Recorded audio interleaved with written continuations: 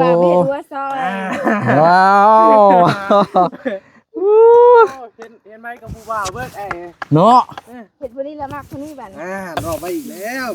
อันว่าทางโอ้ยโอ้ตกใจเราเป็นยังนะเป็นบ้าหมูไผพ่อเจ้าไหนโดยเอ้าจังว่าแท้แบบลมชักลมยังนี่บ่เราเป็นแต่หึงนะบ่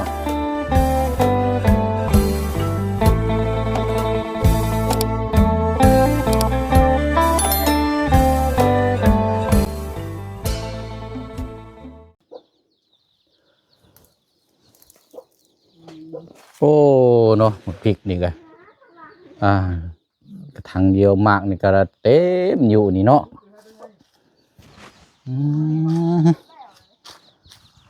โจมขึ้นไปในรถนี่ไม่พักได้แบบนี้เนาะเอาพี่น้องเนาะถือว่าตัดภาพมาพี่น้องเนาะมาช่วง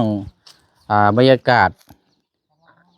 อยากแจ้งหุงเฮืองในเด้อมื้อนี้พี่น้องเนาะเพราะว่าเมื่อคืนนี้เฮามาแต่มืดพี่น้องเอ้ยค่ำมืดแห้งดอกมาเมื่อคืนนี่มามื้อนี้ก็เอานี่เนาะมาติดตามมาเยี่ยมยามเบิ่งน้ำกันอีกเนาะสำหรับเคสของทางน้องน้องน้อยนะพี่น้องเนาะหลายคู่หลายคนหลายพี่น้อง FC เฮาโอ้ถือว่าเป็นอีกเคสหนึ่งที่กำลังให้ความสนใจเนาะแต่ว่าทางเข้ามานี่ก็โอ้นักหน่วงในเด้อพี่น้องเนาะมีแต่หัวมีแต่นี่ซ้ำกันไปขับรถบ่แข็งแห้งได้นี่ยันเข่าหัวได้พี่น้องเนาะเอามามื้อนี้เห็นหัวเนาะอ้อมมันจะเป็นอ้อมน้ำก๊อกเนาะน้ำก๊อกนี่ก็หากระทางหากระแล้วนี่พี่น้องเนาะเดี๋ยวบรรยากาศบัดฮอดเอาซ้ำโอ้ยเอา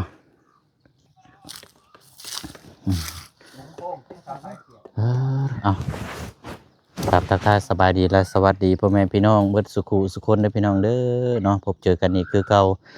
คือเดิมพี่น้องเนาะเอากะปลูกเข้ามาไปแล้วพี่น้องเนาะมาอัปเดตเยี่ยมยามให้พี่น้องเบิ่งน้ำกันเนาะกะนี่แหละพี่น้องเอ้ยโอ้ที่นี่กินส้มตำเนาะตำทั้งน้องให้เพิ่นตำให้กินที่นี่พี่น้องเนาะป้าดูคักขนาดเลยตำปีกล้วยแซ่บพี่น้องเนาะแล้วก็สิพาเกิดเฮ็ดหัวบ่ดูว่านี่ได้เนาะไปเบิ่งน้ำกันก่อนโอ้มีโอ้ทางน้องเพิ่นมาซอยได้นี่พี่น้องเนาะผู้บ่าวจักดอกอันนี้เอาดีหน่อยบ่โอเคโอ้บาดนี้เนาะโอ้เอาอยู่ดีไม่แห้งสบายดีเนาะเฮ็ดหัวซอยน้องเพิ่นได้โอ้บ่าวไม่รู้ว่าซอยว้าวเห็นไหมกับผู้บ่าวเบิดเนาะเห็ดวันนี้ละมากคนนี้บัดรอไปอีกแล้วบัดนี้แสดงว่านี่มีผู้บ่าวจักคนนี่ผู้เดียวนี่แหละผู้เดียวบ่บ่าวนิ้วเด้อซะเอาดีๆได้บ่มากบ่าวนิ้วบ่มากนี่เรามาเห็นคลิปนี้เราเสียใจเลยบ่มากเลยนะตอนอยู่กับบ่าวนิ้วก็ว่ามักบ่าวนิ้วอยู่กับเฮาก็ว่ามักเฮาแม่นแล้วบาดนี้เนาะโอ้ยแม่นแล้วเบิ่งซะอันนี้ไม้ก่อนมันจึงอันนี้พี่น้องผู้สาวหลายใจลีนี่นะแม่นบ่ซะเนาะบ่ได้ใจเดียวแต่หลายคนเลือกแบบเลือกหลายคนใจเดียวทักเดียวใจเดียวแต่แบบเลือกหลายคนซื่อเดี๋ยวว่าใจนั้นใจเดียวแต่ว่าหลายคนเลือกหลายคนโอ้โมเมนต์นี่หายากเด้ดิเนาะอย่าให้สาวเฮ็ดซอยไปก่อนเฮ็ดซอยผู้สาวบ่ยอกอยู่ดอกโอ้ยบ่าวกันเนาะแต่หลายคนว่ะพอแล้วเอาก็อันนี้เห็ดหัวอ้อมแบบบางแผ่นสิเห็ดยังน้องนี่นะเห็ดสวนผักตัวนั้นเนี่ยเป็นสวนผักบ่แม่นอยู่โซนเทิงพุ่นบ่แม่นพอดีเลยใกล้ๆน้ำเลยโอ้ยเนาะอันน้ำเขานี่ก็คักอยู่บ่ใส่ได้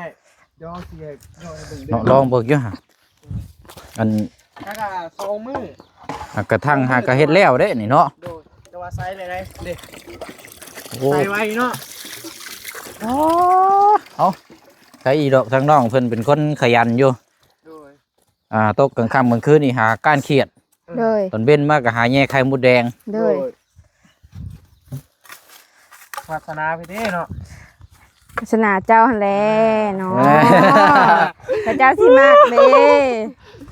โอ้ย อย่าแตะเฮาแล้ว เก่งๆได้น้องเพิ่นนะ บ่ได้ยอกได้เว้าแท้ได้นี่แหละ อ่า ฮะมันจะว่าเว้ายอกครูบ่าวก็ได้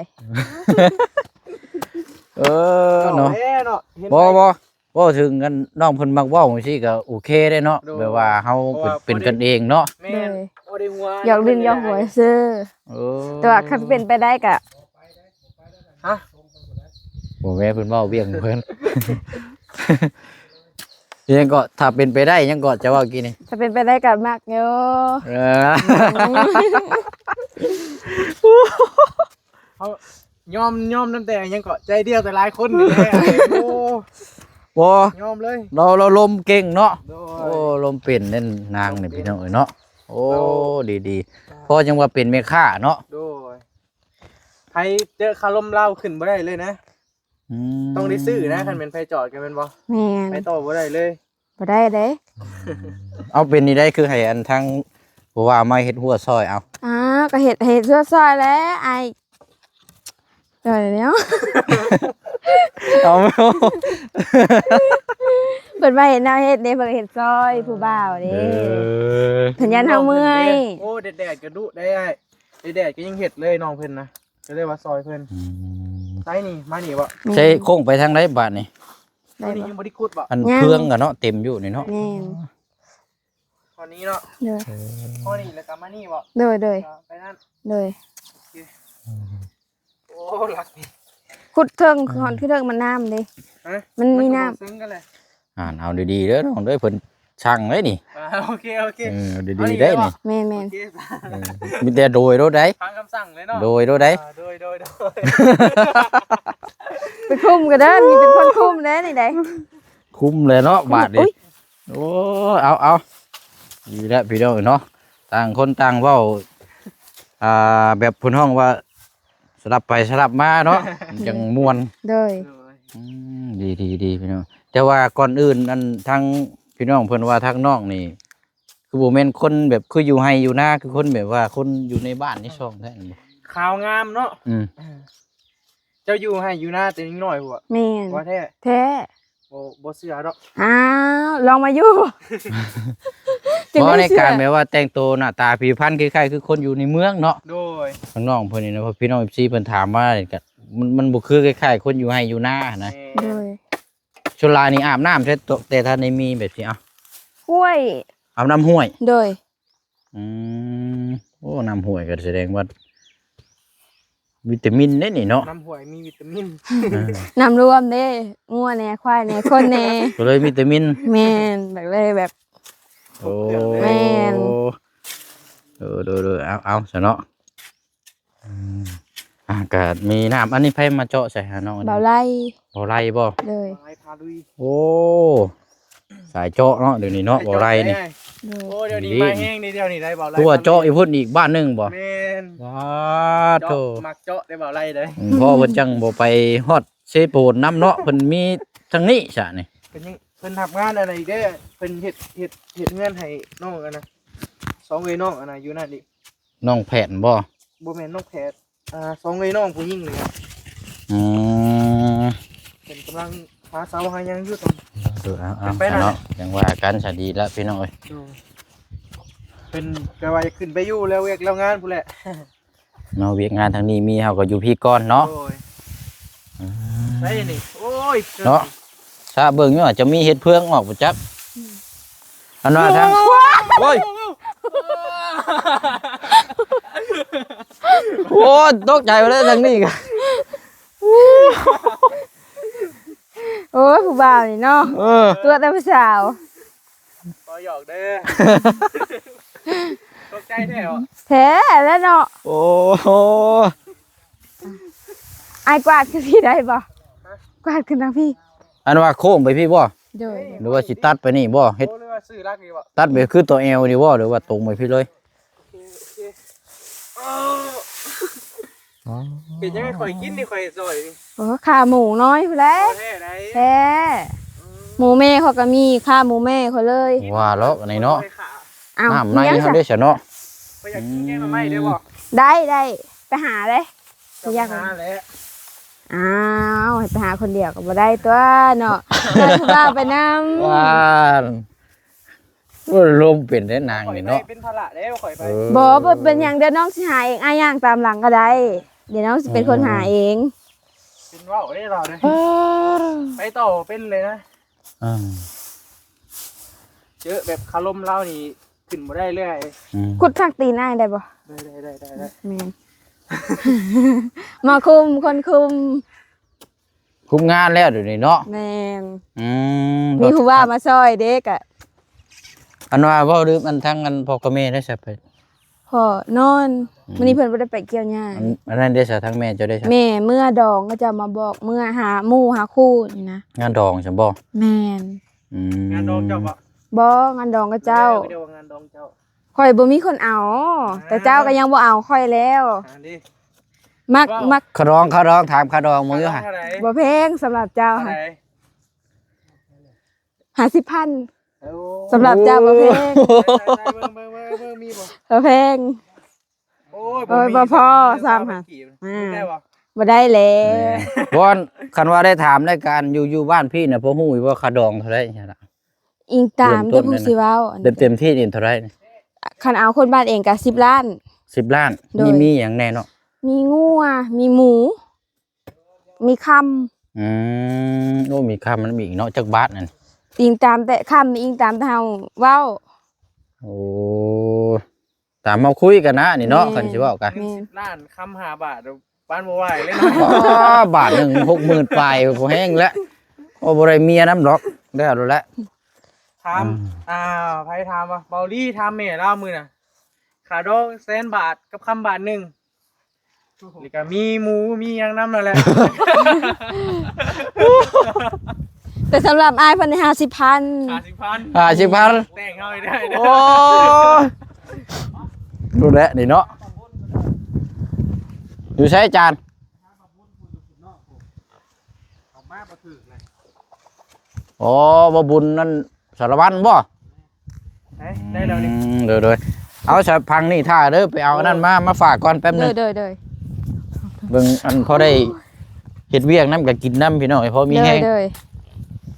อันนั้นอัน ผมคนบ่ไหวเลย แดด บ่ทางเขามานี่ก็พอแล้วแล้วจานเนาะไก่กับ ตุ่มเบ้อ กับอันโดยกับหัวนี่แหละเนาะระวังในหัวนี่พี่น้องอันตรายเด้ ก็ เป็นหัวเป็นส่วนตัวแห้งแล้วโดย ป้าขี้ตุ่มเอาบักเกียง มาไกลแล้วส่วน ขี้ชอบมาจนกินกับขั้นนี้เลย ครับขอบคุณชาละวันนะ เราบ่ได้เข้ามาจักเทื่อเนาะ เลย โอ้ยบ่แม่นผู้สาวสิได้ป้อนอันนี้สิบ่เนาะ แม่ บัดตายคัก เอานิ้ว บาด เห็นจ้อยเรามาให้เขาได้นะ บ่อีหยังก็อย่าเคลียร์กันเองเด้อชุมเจ้าเด้อ แล้วบ่ได้ตี เอาสละเอาอันนี้บ่เสียงซื้อมาฝากเด้อเอาละแล้วแต่เจ้าสิจัดแจงเองบัดนี้เด้อ พอมากินได้เลยบ่ ได้สำหรับอายได้ พอลองชิมเบิ่งอยู่หามันหวานอยู่บ่ ผู้บ่าวดิให้ผู้บ่าวก่อนเจ้ายอมเสียสละเพื่อผู้บ่าว มันยังนี่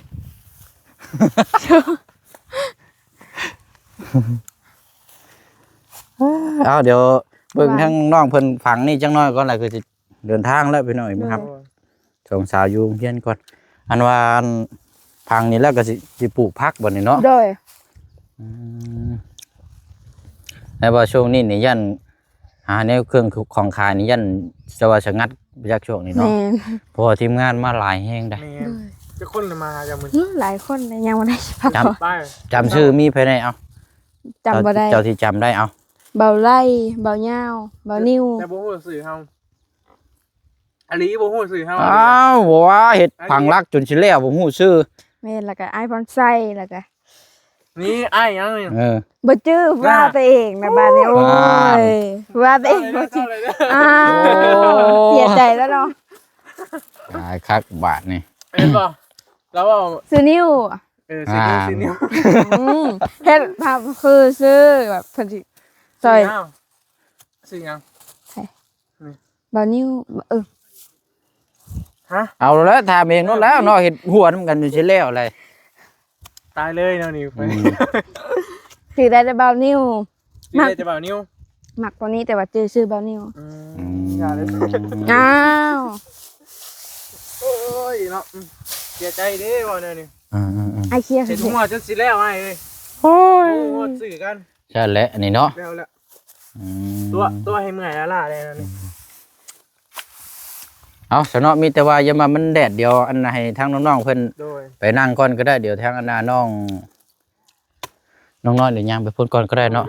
ยังรอเบิ่งบรรยากาศเบิ่งถึงให้ถึงหน้าก่อนเนาะ สบายดีได้เด้อ โดยเอาไปเข้าโฮมก่อนก็ได้เนาะเพราะว่ามาเมื่อคืนนี่มันมืดพี่น้องเอ้ย โดย โอ้รู้สึกว่าอันมีโซลาร์เซลล์มาเพิ่มอีกหลองหนึงบ่เนาะ โดย หุงคักอยู่บ่ ค่ะ ไผซื้อมาให้ บับตูน เอาอันไปหาไปพี่ก่อนก็ได้โอ้เรานอนบ่พอเจ้านะ โดย โอ้รู้สิเมื่อยแฮงเนาะ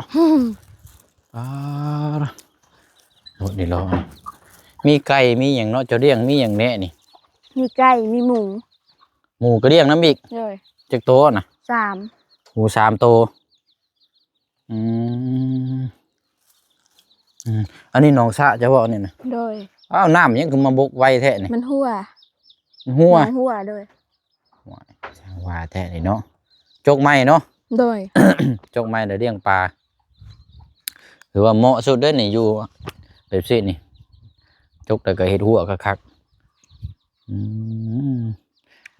อันลุ่มลงไปพุ่นหน้าไปเฉยน่ะ นาพ่อเฒ่าแม่เฒ่า แต่ว่ายับตรงกันไปในหน้าน้องมวยบ่ แม่ ขึ้นไปเทิงนี่ แม่น ไอ้ขี่ผ่านมานี่เห็นอยู่เห็นแต่เถียงนะแต่บ่มีคน กระเจ้าเมื่อบ้านโนนบ้านกระเจ้าอยู่บ้านโนน เมื่อใหญ่มาพุ่นแล้ววันนี้เนาะ แม่นยามดับนาแล้วก็มีแต่กระเจ้าออกมาอย่างเกี่ยวข้าวอย่างกระเจ้ามานอน ฉันเชื่อว่าเฮ็ดแต่ช่วงเวลาเฮ็ดไร่เฮ็ดนาเนาะ แม่น โอ้เหมาะได้นี่พี่น้องอันนี้ก็ห่มเนาะมึงนะ แม่นผมคือตาสร้าง กกยังก็ คือตาสร้าง มีหมากบ่ บ่มี เป็นห่มซื่อๆว่า แม่น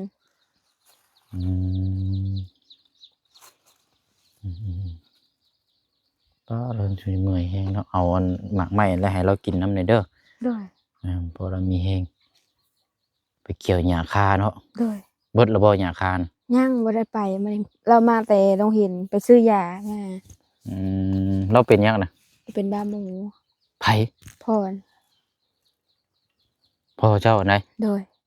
เอ้าจังว่าแท้นแบบลมชักลมหยังนี่บ่ แม่น เราเป็นแต่หึงน่ะบ่ โดย ถ้าว่านั่นก็แม่นอยู่ได้น้ำยานะอีเนาะ แม่นยาระงับ กินยาระงับ พวกนี้นี่ว่าขออนุญาตนำถ้าเป็นนี่มันกัดแขวแล้วเนาะ แม่น กัดนี่ โดย แต่ว่า ก็มีลิ้นออกมากัดลิ้นขาดเลยครับ ระวังแต่พวกดิ้นนี่ได้อเนาะ แม่นแบบเวลาฝนตกน้ำห้วยน้ำไหลอหย่างก็แบบระวังหั่นแหละ